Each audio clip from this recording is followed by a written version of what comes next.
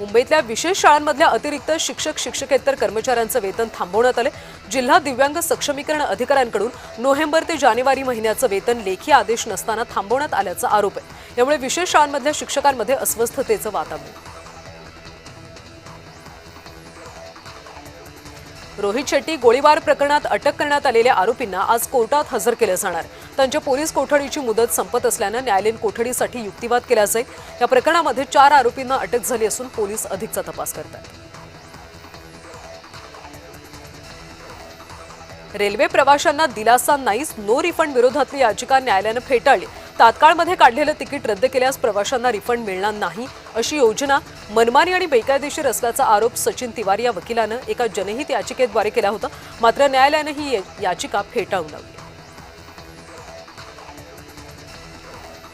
Mumbai metro 3 मार्गिकेच्या तिकिटावरच्या 2 स्थानकांच्या नावावरून नवा वाद निर्माण झालाय। सीएसएस टर्मिनल मेट्रो आणि जेएसएम टर्मिनल मेट्रो असं संक्षिप्त उल्लेख असल्यानं नाराजी व्यक्त केली जाते। या मेट्रो स्थानकांच्या नावांचा पूर्ण उल्लेख तिकिटावर करण्यात यावा अशी मागणी जगन्नाथ शंकरशेठ प्रतिष्ठानकडून करण्यात आली। तिकिटावरच्या नावामध्ये सुधारणा करा, अन्यथा आंदोलनाचा इशारा देण्यात आला।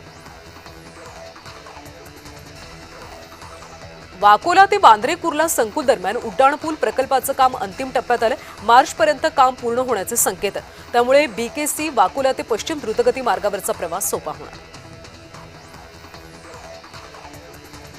नागपूर महापालिकेमध्ये एकूण 10 स्वीकृत सदस्य राहणार आहेत। संख्याबळानुसार भाजपला 7 तर काँग्रेसला 2 स्वीकृत सदस्य मिळणार आहेत। 10व्या स्वीकृत सदस्यासाठी ठाकरे गटानं काँग्रेसला पाठिंबा दिला। काँग्रेस आणि ठाकरे गटाची आघाडी मजबूत झाली असून नगरसेवकांची संख्या आता 36 वर गेली। मुंबई पुणे एक्सप्रेसवेवरच्या कोंडीचा सर्वसामान्यांना फटका बसण्याची शक्यता आहे। वाहतूक कोंडीमुळे दूध भाजीपाला महागण्याची शक्यता आहे। मुंबई ठाण्यामध्ये दूध पुरवठा 50% घटण्याची शक्यता आहे।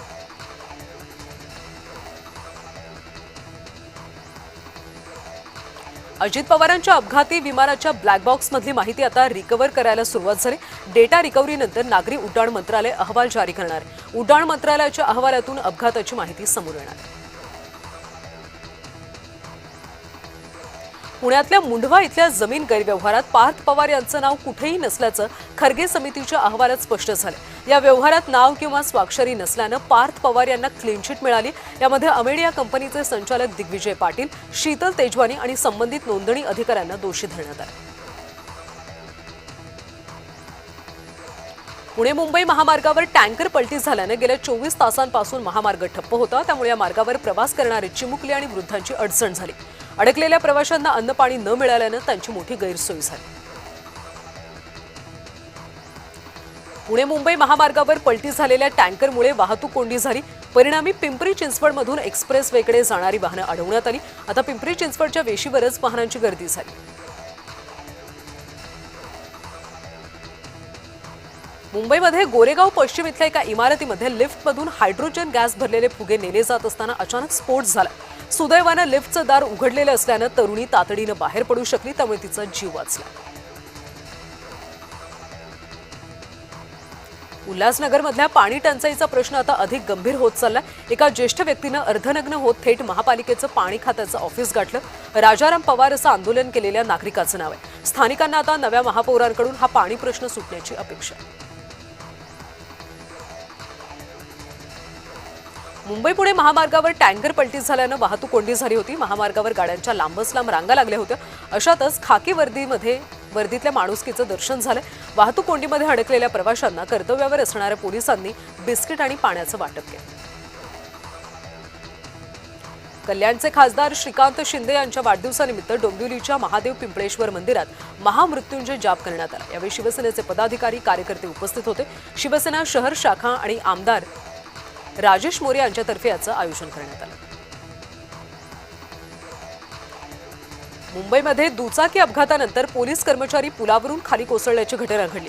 भरधाव टेम्पोच्या धडकेमध्ये दुचाकीस्वार पोलीस कर्मचारी जखमी झाले। सेनापती बापट मार्गावरच्या पुलावर हा अपघात झाला। जखमी पोलिसाचं नाव अंकित सूर्य असं असल्याची माहिती आहे। अपघातामध्ये पोलीस कर्मचाऱ्याला गंभीर दुखापत झाली। नागपूरमधल्या अंबाझरी तलावातलं वाढतं प्रदूषण आणि जलपर्णीचा मुद्दा आमदार परिणय फुके यांनी उपस्थित केला। या पार्श्वभूमीवर ते मुख्यमंत्री देवेंद्र फडणवीस यांची भेट घेणार आहेत। अंबाझरी तलावातली सद्यस्थिती आणि उपाययोजनांबाबत फुके फडणवीसांची चर्चा करणार आहेत.